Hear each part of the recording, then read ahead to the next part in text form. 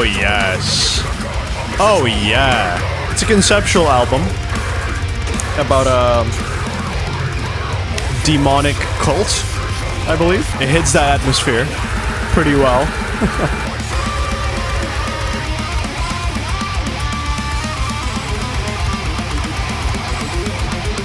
What a beautiful solo. Amidst the evilness of it all.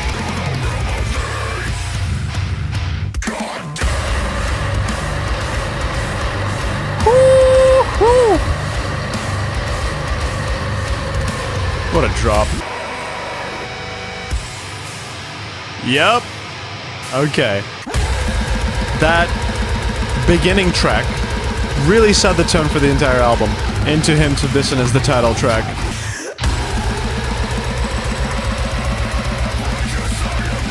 Oh, that guitar. Wow, wow, wow, wow, wow, wow, wow, wow.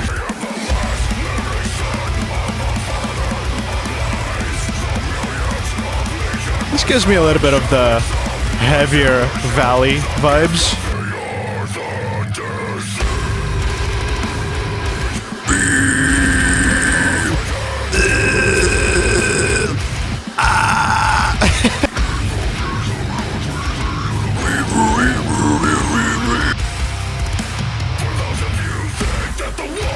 This is so sick. Best section of the song. So good.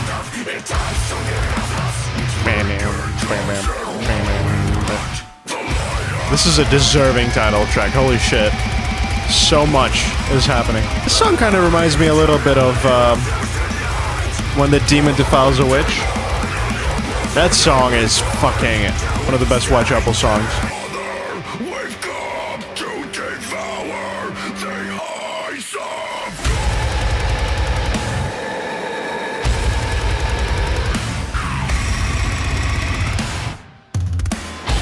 Oh my lord. This is a big climactic, face-crushing breakdown done right in deathcore. It's so well put together. I love it. Diabolic Slumber. Me after 3 p.m.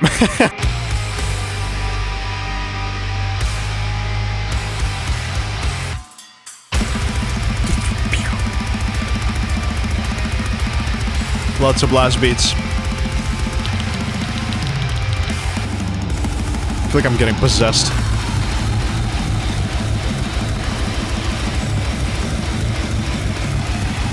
The chills I just got, holy fuck.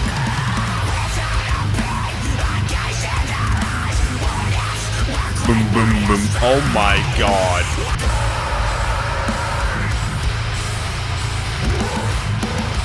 Don't fucking mind if I do.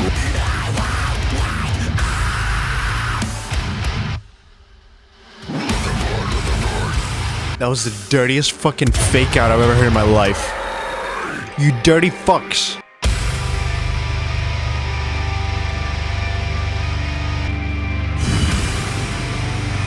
Chills. The song gave me 2 chills already. Fuck them all, let them all die.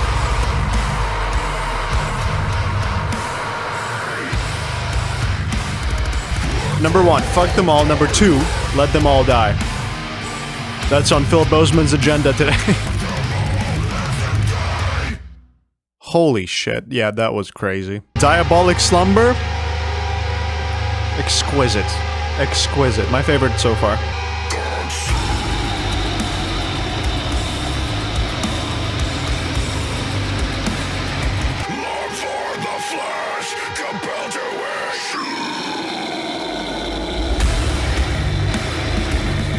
Compelled to eat shit.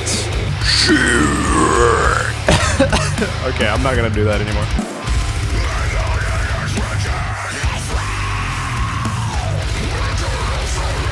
Yeah, vocally this is a monstrous performance.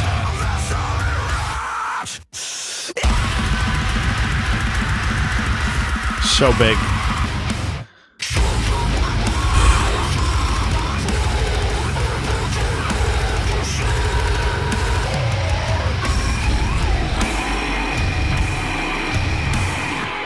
It's so fucking deep fried. Oh my god.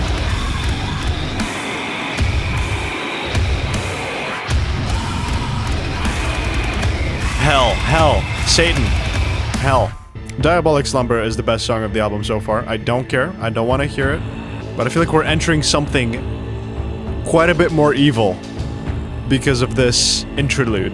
Is preparing us for something very dramatic, very epic, and judging from the album's mood overall so far, very hateful.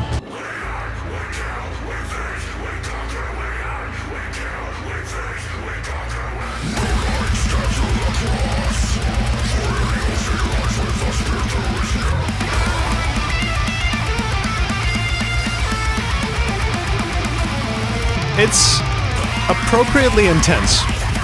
It is not letting up from the gas. It is just full speed ahead with those blasties. Oh, bass. This production is so good, by the way.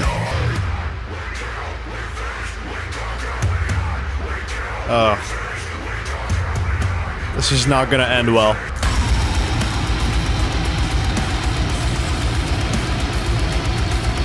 Extremely evil. Very nice.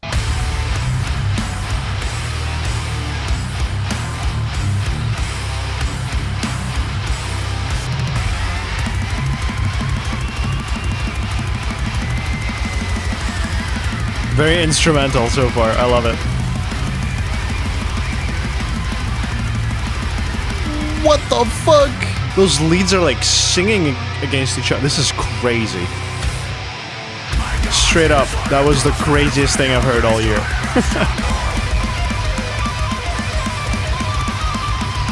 This song is a very instrumental track.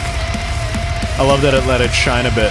Of course, Phil Bozeman is still Phil Bozeman, so you gotta do Phil Bozeman things. But I gotta give the dues to the rest of the band as well. Holy shit.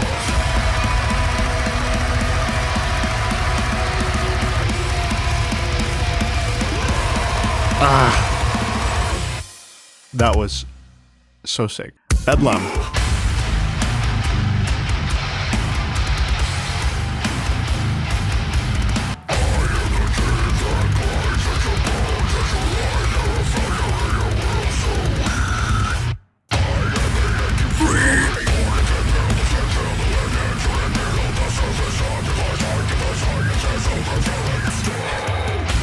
What the fuck?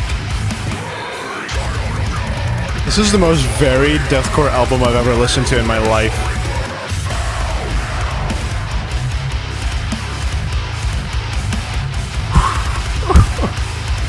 What the fuck? That guitar tone is insane. Oh wow. What riff is about to come in? I'm scared.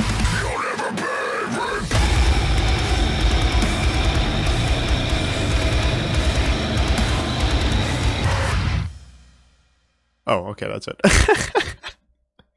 That was a little too short. Wild.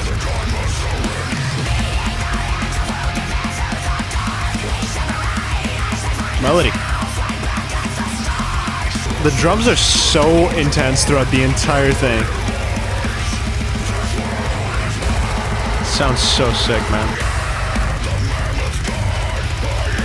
You gotta be prepared for every drop. Because some of them are diabolical.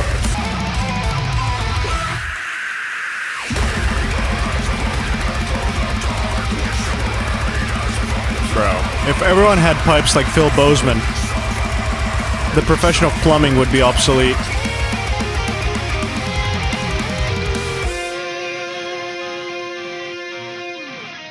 That was a cool track leading us into the last song of this whole thing. I'm just surprised by how quick this album flew by, because it's time for the closer.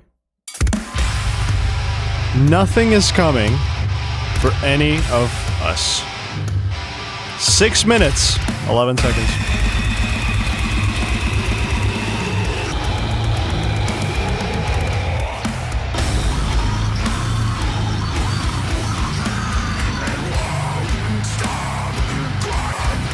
is gonna kill me.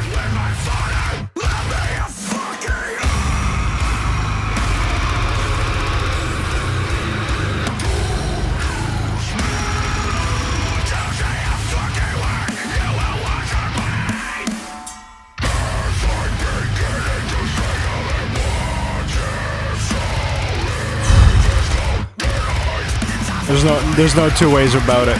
It's crazy. Imagine if they just like break out into a melodic ballad at the end. Like an homage to the previous two albums. Or mostly the last album.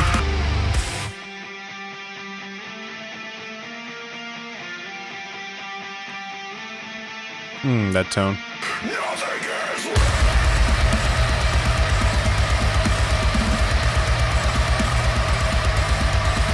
You know, this is kind of a melodic ballad, if you will. I was kind of right. All we need is Phil singing a little bit. I love how it's both intense and melodic at the same time. But it's properly dramatic for a closer.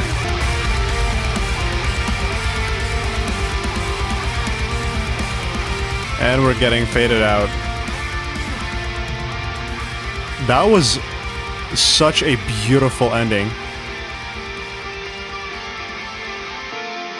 Wow.